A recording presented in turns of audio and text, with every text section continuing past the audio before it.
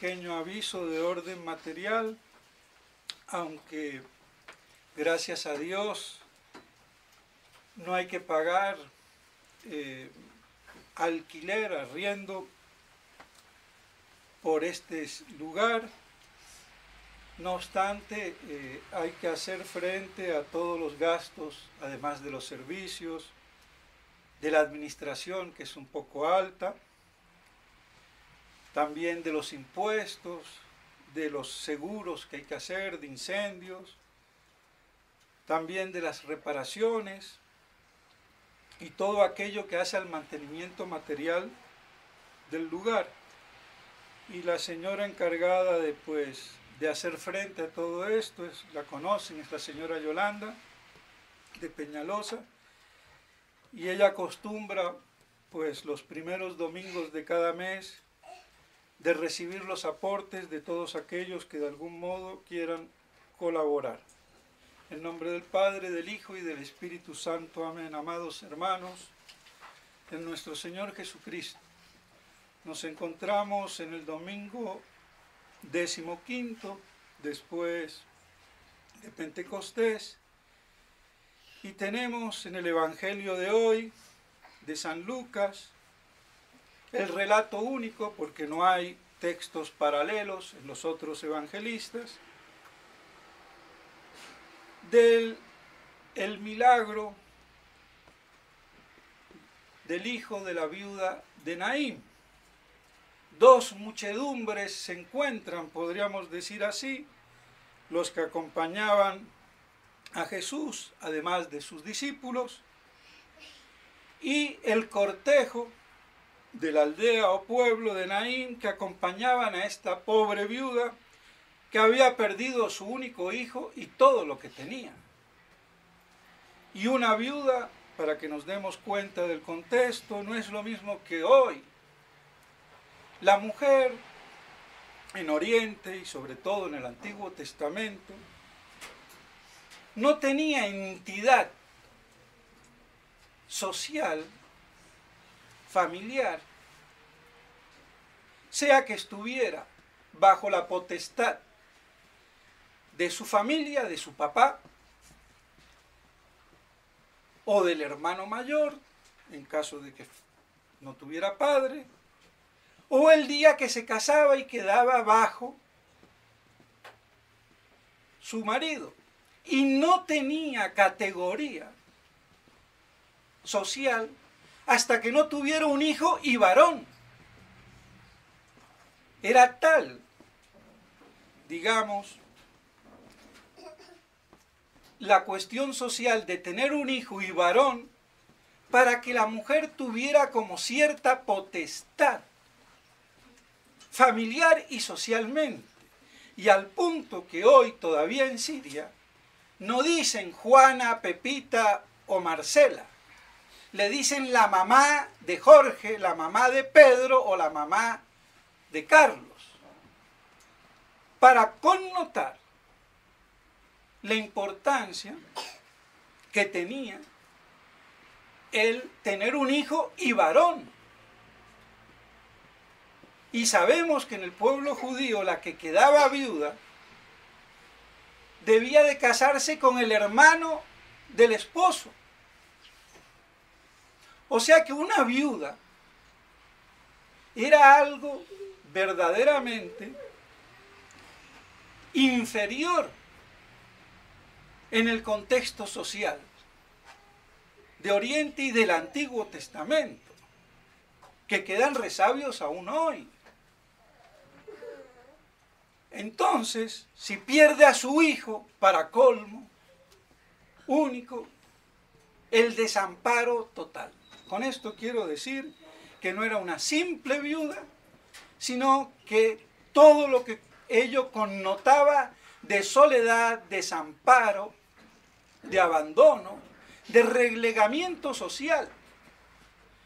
Ante ese espectáculo, nuestro Señor, que llegaba a Naín, sin que nadie se lo pida, hace un milagro de pura entraña, de conmiseración y misericordia, de un hijo y de un hombre que comprende el sufrimiento y el llanto y el dolor de una madre que pierde a su hijo único. Y eso muy bien lo sabía nuestro Señor. Él tenía el amor de su madre, sabía lo que iba a sufrir al pie de la cruz. Y él, que lo sabía todo, ciertamente, aunque eso no lo dicen los evangelios, viendo a esa pobre viuda en Naín, habrá visto también el profundo dolor de su Santísima Madre, la Virgen María. Todo ello le conmovió sin que nadie le pidiera a hacer el milagro. No llores. Y le dice al muchacho, levántate. Y todos quedaron consternados, sorprendidos. Tenemos un gran profeta. ¿Y qué significa ese primer milagro que hace nuestro Señor de resucitar? Él hizo 3 y con el del 4, el de la viuda de Naín, después la hija del archisinagogo Jairos, y después la resurrección de Lázaro. Y con esto, ¿qué se nos muestra? Que nuestro Señor, por autoridad propia, no como otros profetas enviados de Dios, sino en nombre propio, como Dios, ordena a la muerte, muestra su poder sobre la muerte. ¿Y qué es la muerte? Lo más horroroso, todos los dolores, todas las miserias, todo el sufrimiento se cristaliza y se condensa en la muerte. Peor castigo no podía haber, peor mal no puede haber. Y de ahí lo horroroso ante la muerte. Y ante ello, ¿qué vence a la muerte? La fe, que es a su vez una muerte en la sangre de Cristo por el bautismo y una resurrección o renacimiento espiritual. Aunque nos quedan las secuelas, el fomes peccati, de la triple concupiscencia. Nos regenera en la parte espiritual, en el alma espiritual, porque nuestra alma es espiritual. Si no fuera espiritual e inmortal,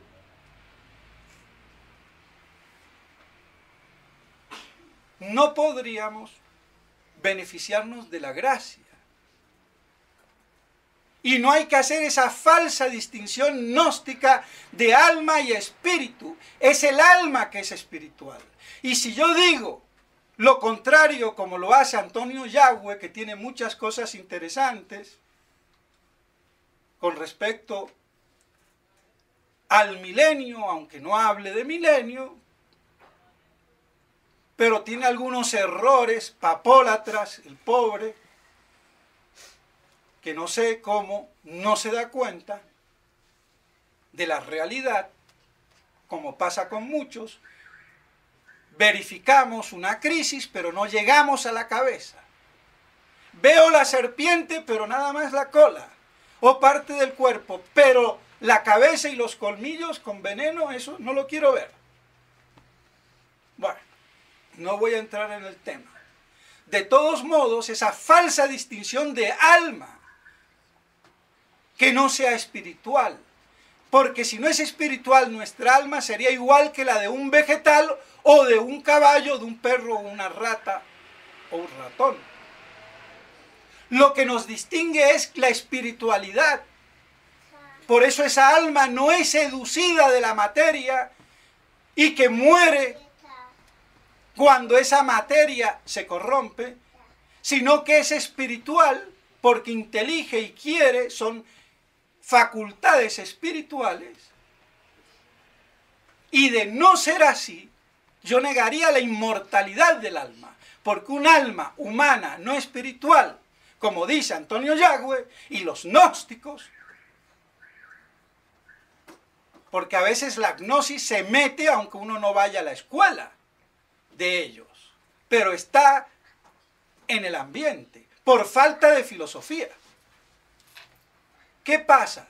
Niego la inmortalidad del alma, porque un alma humana no espiritual muere como muere el alma de una vaca o de un burro. Por eso cuando viene la muerte, esa alma sigue viva. Y por eso se habla de la resurrección de la carne. Entonces, dividir tripartitamente, como hace la gnosis judeo-cabalística, soma, cuerpo, alma, psiquis, y pneuma, espíritu, en tres compartimientos, es negar la inmortalidad del alma. Y por eso son herejes. Y más todavía, pero nada más tocando este punto. A ver si Antonio Yagüe se da por aludido y corrige. Y es un hombre que sabe, pero a veces se pierden los números y no sabe descifrar a través de los números las profecías que me hacen que los números encajen, porque los números son, y me pueden decir mucho como no, decirme nada. Pero bueno, eso es otro tema. De todos modos, entonces, el alma espiritual. Y cuando se habla de espíritu y alma, se está hablando de la misma cosa, pero en su superior jerarquía, es decir, la parte espiritual del alma, porque el alma tiene una parte inferior, biológica, vegetal, que asume el alma espiritual. Porque hay una sola alma espiritual en el hombre que tiene funciones biológicas, vegetales, animales. Pero su parte superior, que ya no es la del crecimiento biológico, el desarrollo, lo sensitivo, porque los perros también sienten, sino lo intelectual. Entonces se habla de espíritu refiriéndose a la parte del alma espiritual distinta de las funciones vegetativas y animales comunes con las almas de los vegetales y de los animales. Creo que queda claro, aunque habría mucho más que decir. Estoy sintetizando. Entonces, nuestro Señor, al resucitar en nombre propio, está venciendo con su poder divino a la maldición y a la muerte, que es la secuela, la tara del pecado. Por el pecado de Adán entró la muerte. Porque el plan primigenio de Dios, la economía divina pristina, primera, no incluía la muerte. Aunque el hombre, por ser un ser defectible y compuesto de materia, o sea, cuerpo y alma espiritual, por la parte carnal, le compete por naturaleza la muerte. pero Dios no lo hizo para morir. La muerte vino por el pecado. Entonces, la maldición máxima, el lastre máximo, la tara máxima del pecado de Adán trajo como colorario necesario la muerte. Y de ahí el horror ante la muerte. Y la necesidad de la fe para que se venza eso que naturalmente nos aterra y no comprendemos, y que resume todo el dolor, el llanto y el sufrimiento humano. Porque todas las enfermedades, todas las guerras y todas las miserias, ¿en qué culminan? Muerte. Y muerte por el pecado. Luego nuestro Señor está demostrando que Él vence la muerte y al pecado, su causa. ¿Y qué más que un hombre que en nombre propio, como Dios que es, vence la muerte?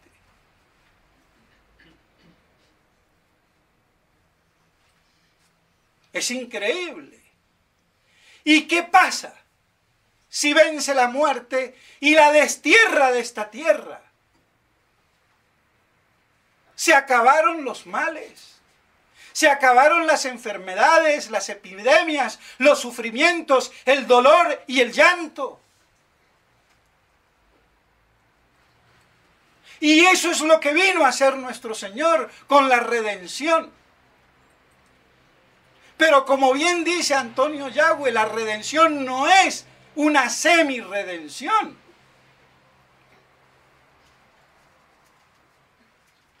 Sino que es total. Y la muerte efectuada en la historia y en esta tierra por la libre voluntad del hombre, pecador, tiene que ser vencida y desterrada. Y aunque después de la redención siga habiendo muerte hasta el fin de los tiempos y la parusía de nuestro Señor, es lógico y necesario para que el dogma de la redención quede plenificado por derecho y de hecho sobre la tierra, que también fue arrastrada por su maldición, quede eso anulado. Y eso tiene que acontecer, no en el cielo, porque el pecado fue aquí en la tierra. Y la victoria de Cristo sobre el pecado fue aquí en la tierra. Entonces sus efectos deben también tener lugar aquí en la tierra, o si no quedaría incompleta la redención. Óiganlo bien. Y tendríamos entonces no una redención, sino una semi-redención. Y en eso tiene mucha razón Antonio Yagüe. Ya ven, a cada uno lo suyo. Si te equivocas, palo. Si dices la verdad, te glorifico. Del sabio es saber distinguir, saber juzgar. Pero para eso hay que tener ciencia divina, teología, doctrina y una buena filosofía, y su parte más excelsa, la metafísica, aunque los gnósticos hablan para su falsa ciencia de hablar de metafísica. Esa no es la metafísica verdadera, la de los gnósticos, sino la de Santo Tomás de Aquino, el doctor común de la Iglesia, por encima de todos los otros. Por si alguno no lo sabe. Por eso es doctor común de la Iglesia. Por encima incluso de San Agustín, en el cual él también se apoya. Pero teológica y doctrinalmente lo supera. Entonces, esa redención que hace desaparecer la muerte es justamente lo que acontecerá después de la parusía, cuando haya nuevos cielos y nueva tierra, es decir, en el famoso milenio de Cristo Rey. Y eso es lo que odia Satanás y sus supósitos, conscientes o inconscientes, porque ahí se va a ver la plenificación de la victoria de la redención de nuestro Señor, derramando su sangre en la cruz y venciendo a la muerte. Y que quede esta tierra bendecida y desaparezca la maldición y la muerte, que es la maldición de las maldiciones. He ahí lo que desgraciadamente los hombres de iglesia no han sabido hasta nuestros días saber con doctrina explicar. Y eso fue lo que corrompió el judío Cerintios con el milenarismo craso, judaico y herético, y que algunos imbéciles aquí en Bogotá, que no tienen mayor conocimiento, mayor cultura, se atreven, incluso porque leen 2 parrafitos de San Agustín, y decir que, por ejemplo, el padre Castellani defiende el milenarismo carnal. Eso es de ignorantes. Y si esa persona piensa eso, ¿por qué no viene y habla conmigo? Porque me conoce perfectamente y lo puedo instruir. Y lo que hay es resentimiento con un baño de querer defender supuestamente la verdad, y se hacen supósitos del demonio.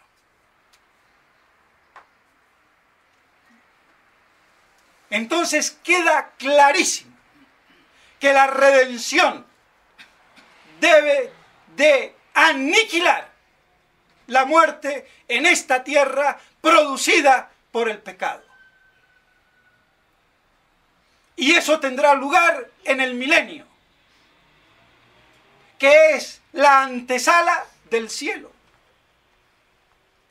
Así como nuestro Señor resucitó y no se fue derecho al cielo, esperó 40 días. Así entonces tendremos esa antesala antes del cielo en el milenio, en el 7º día o la 7ª iglesia de las 7 del Apocalipsis. Y la 8ª ya será el cielo de la beatitud eterna. Que no sepamos el cómo en sus pormenores no niega la substancia de esto. Y es entonces por eso que el día de la parusía de nuestro Señor, Él restaurará, omnia instaurar in Cristo, la famosa divisa de San Pío X, para que se haga la voluntad de Dios aquí en la tierra como en el cielo. El Padre nuestro, y adveniat regnum tuum, y vénganos tu reino. No vayamos a tu reino en el cielo, sino que tu cielo, tu reino, venga a nosotros. Y viene con Cristo Rey en gloria y majestad. Después de la gran hecatombe de apostasía, de gran tribulación y de la pérdida de la fe por la apostasía de la jerarquía oficial de la Iglesia, papas, cardenales, obispos y sacerdotes y todos los fieles imbéciles que siguen el error porque no han amado la verdad. ¿Y qué mayor obra satánica y de judaización puede haber? Por eso la confrontación a muerte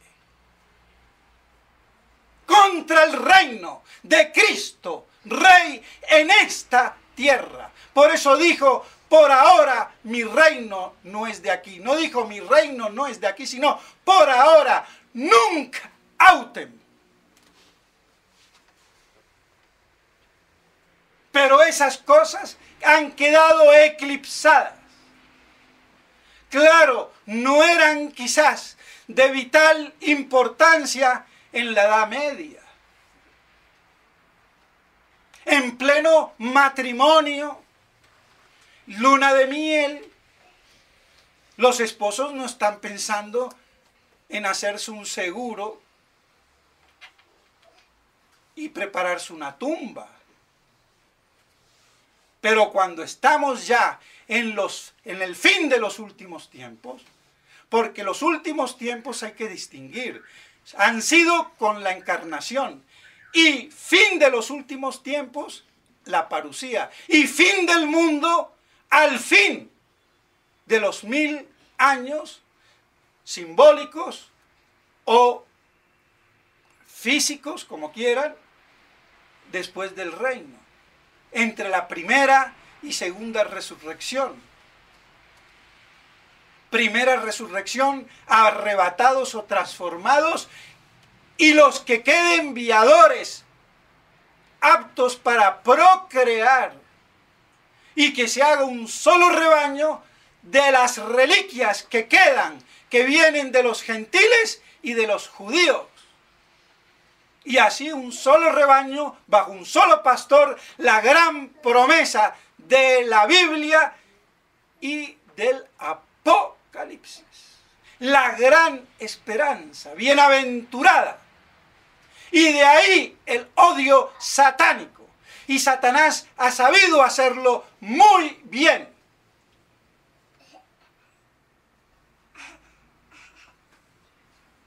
Y aquí habría mucho que decir. Es casi toda la exégesis en su parte conclusiva con el último libro profético de toda la Biblia y de todo el Nuevo Testamento, el Apocalipsis, que es la presencia de nuestro Señor que se revela. Por eso algunos protestantes llaman no Apocalipsis sino revelación. Porque Apocalipsis es quitar el velo. Es la revelación. Manifestación. ¿Y de qué? De toda esa gloria de Cristo con el poder de su divina majestad que restaura, apocatástasis, palinginesia, regeneración, renacimiento, nuevos cielos y nueva tierra, sin maldición y sin muerte.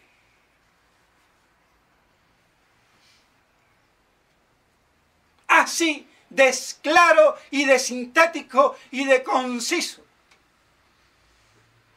Y en esto Antonio Yagüe y muchos como él tienen mucha razón, pero no se meten con el tema de frente, o porque lo ignoran, o porque saben, pero no quieren, con mucho tino, y los comprendo, ganarse enemigos, sobre todo con la jerarquía. Pero como a mí me importa un bledo esta jerarquía de herejes, que el mismo Yagüe patrocina, porque San Juan Pablo II y San Francisquito. ¡Qué horror! ¿No te das cuenta que es un hereje que ha negado la Santísima Trinidad? ¿Y qué más quieres? Si yo digo que el Dios católico no existe, ya dije todo. No necesito decir más. ¿Y a dónde están los tradicionalistas, incluso obispos, de la pseudo o neofraternidad? No, ahora le agradecen al hereje que les dé jurisdicción para que confiesen. Ay, yo quiero hacerles un chiste, Francisquito Papanata. Te escondiste como una rata. Es que yo también puedo beneficiarme de esa indulgencia de tu misericordia para poder confesar válidamente. ¿O me excluyes? Pero me importa un pepino. ¿Cómo Monseñor Felé le va a agradecer? ¿Está reconociendo que él confesó durante 30 años inválidamente? ¿O que le falta ahora para que sea perfecta su jurisdicción ad hoc, hic et nunc, aquí y ahora, por el bien de las almas en la iglesia, que tiene la jurisdicción por propio derecho? ¿Necesitas ahora que te la refrende Francisquito?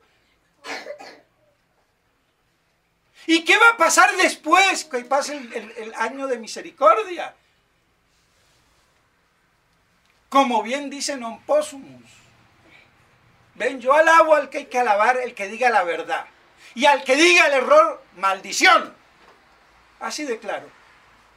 El regalo envenenado. Y estos tarados o estúpidos o imbéciles se lo tragan. ¡Ay, qué bonito! Voy a gozar de jurisdicción ordinaria durante un año porque Francisquito en su año de misericordia me da. Pero es que ¿acaso él tiene jurisdicción siendo un hereje? Que me lo pruebe. Por lo menos está la duda positiva, teológica y formal. Por lo menos, cuando no su impugnación. Pero como hemos hecho del Papa la Iglesia, o la cuarta persona de la Santísima Trinidad, oiga, no señor. Esa exageración del debido respeto al Papa y la extralimitación ilegítima de su infalibilidad, como lo dijo el padre Le Floch, director del seminario francés en los años 20-30, cuando Monseñor Lefebvre era seminarista, es hoy una realidad. Y esto lo impugnan los sedevacantistas viscerales, los sedevacantistas fideístas. Ojo, lo aclaro también. Como los modernistas, como los liberales y como la línea media. No saben lo que es la infalibilidad del Papa. No saben en qué consiste la definición dogmática, Pastor Eternus. Es dentro de los límites y parámetros que ahí están estipulados. Más allá, no, porque no es Dios. Y toda otra infalibilidad fuera de la de Dios tiene por definición y como definición sus límites. Que eso justamente es definir, poner límites dentro de las esencias de las cosas que me hacen ser esto y no lo otro. Por eso Dios no tiene límites y su esencia es la plenitud de ser. Pero no puedo decir que Dios es esto o es lo otro. Por eso en Dios, teológica y metafísicamente hablando, su esencia se identifica con su ser pleno y divino.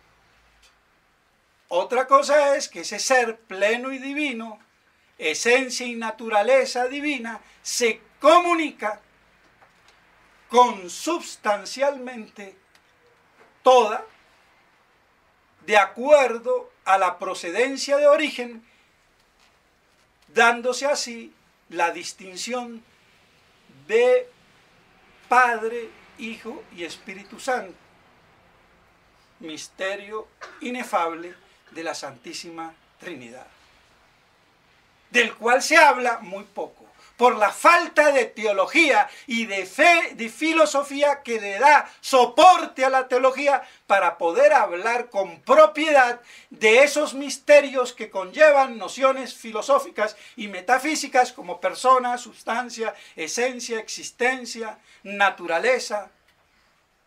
¿Ve?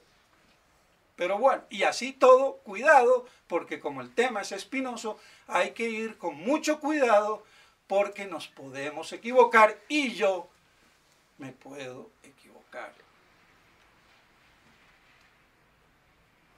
Eso queda claro.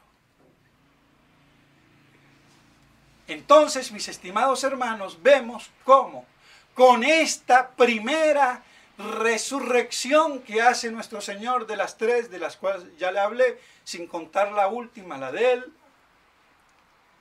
vence la muerte. Y nos está demostrando entonces cómo Él quita el pecado y su efecto, la muerte, la maldición. Y nos da una luz, un rayo, un centello, una vislumbración de lo que va a ser cuando Él vuelva a rescatar a la iglesia de la mano de sus enemigos, aniquilar al anticristo en su fase política y en su fase religiosa, y como dice el padre Straubinger, el anticristo principalmente es el pseudo profeta, no el político. Pero el demonio hasta eso va hilando fino y nos va haciendo que cambiemos de enfoque y no apuntemos a la cabeza o al corazón, sino a los hombros o a los pies. Y por eso mucha fantasía también. Así que, mis estimados hermanos, vemos cómo entonces, con este primer milagro de la resurrección, nuestro Señor nos está invitando a que tengamos fe en Él, que ha vencido la muerte. Y que para que esa redención en nuestra vida sea total y no parcial, tiene que haber un tiempo en el reino de Cristo Rey, pleno de hecho y de derecho, el famoso milenio, donde no haya maldición ni muerte, sino bendiciones, la feracidad de la tierra, pierden la feracidad los animales, que dañan al hombre ahora, Dios nos lo creó así, todo eso es arrastre del pecado, y el vencimiento total, sin dolor, sin sufrimiento, sin muerte. Y eso es lo que Satanás no quiere, porque eso es tener la aplicación total de su derrota el día de la cruz.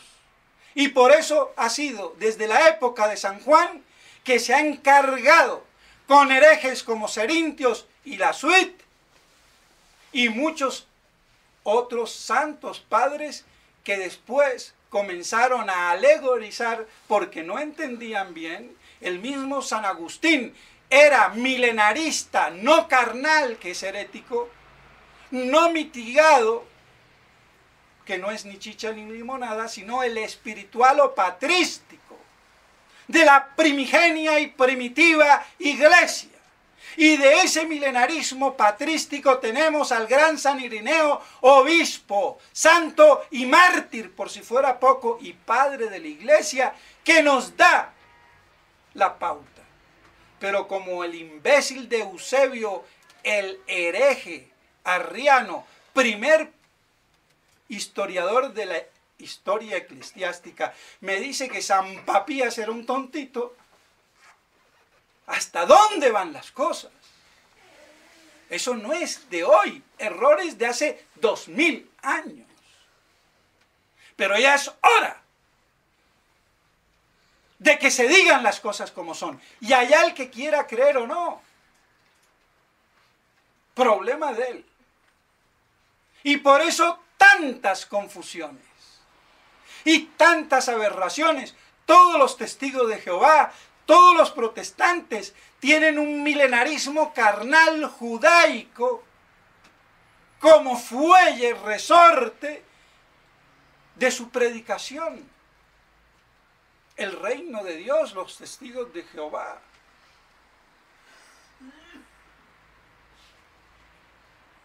Una verdad tergiversada, como toda herejía, como toda verdad. Y esto requiere estudio.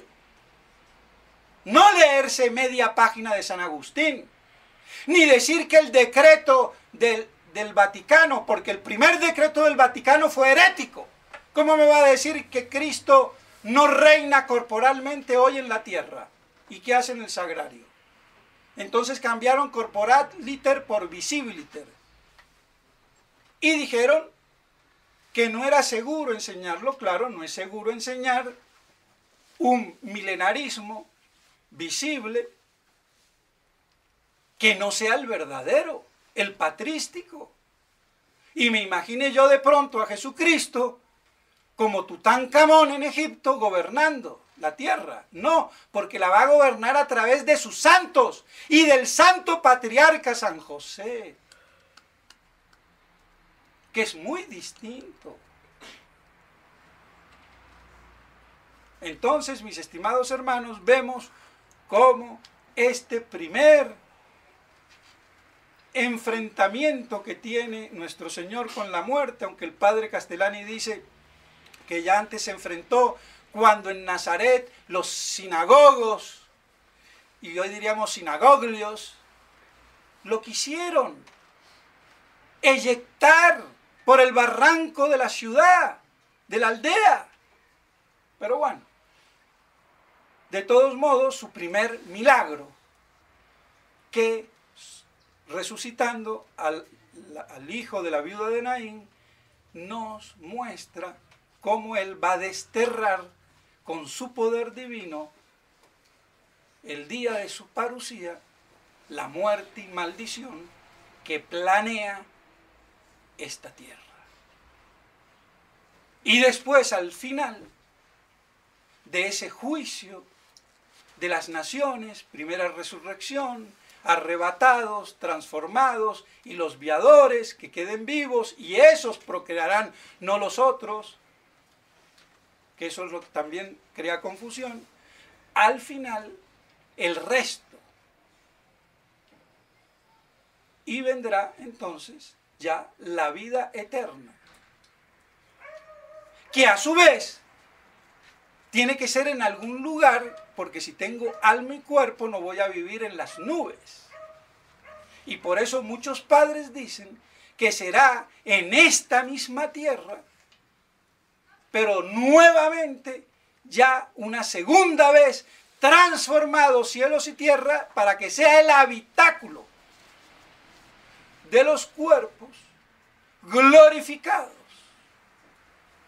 Pero no voy a entrar en el tema, porque si no me aprendo yo el ABC, que voy a hablar de la Z. Eso nos demuestra cuán ignaros estamos, tanto el clero como los fieles, por culpa del clero. Pero sí es cierto que los cuerpos resucitados van a estar ¿en dónde? En un lugar Porque el cielo también es un lugar, como el infierno es un lugar. ¿Y qué mejor lugar que aquí, donde nació y murió nuestro Señor Jesucristo? Mejor que Marte, Júpiter o cualquier chichiplaneta de por ahí. Porque no voy a andar como los ángeles, volando, con cuerpo, aunque tenga un cuerpo ágil, que irá mucho más rápido que la luz. La luz se quedará pequeña, pero necesito un cuerpo glorioso, un cuerpo donde se sustente, una tierra o el equivalente, y qué mejor que esta. Por eso se habla en el Apocalipsis de una segunda renovación de la tierra y de los cielos, ya para esos cuerpos gloriosos que gozarán eternamente de la beatitud eterna de Dios. Espero, mis estimados hermanos, que con todo esto nos damos cuenta cuánta esperanza, cuánto positivismo hay si se cree en la parusía y en el milenio. Si los quitamos, ¿qué pasa? Desesperación, decaimiento, desesperanza, y para colmo claudicamos o nos erigimos en Quijotes restauradores de un imperio de la Iglesia en esta tierra por nuestras propias fuerzas, claro, todo por voluntad divina, sí, tu abuela. Porque esto no lo regenera nadie, sino Dios. Espero que quede por lo menos, más o menos claro y esbozado.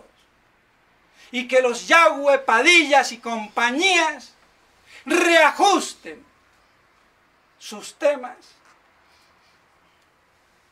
y aterrizando con doctrina exegética afilen lo que de verdad tienen y dejen lo que tienen de errores. Pues bien, mis estimados hermanos, que todo esto nos avive la fe y nos haga crecer en esperanza y así podamos planificarnos en el verdadero amor a Cristo Rey y su Iglesia. En nombre del Padre, del Hijo y del Espíritu Santo. Amén.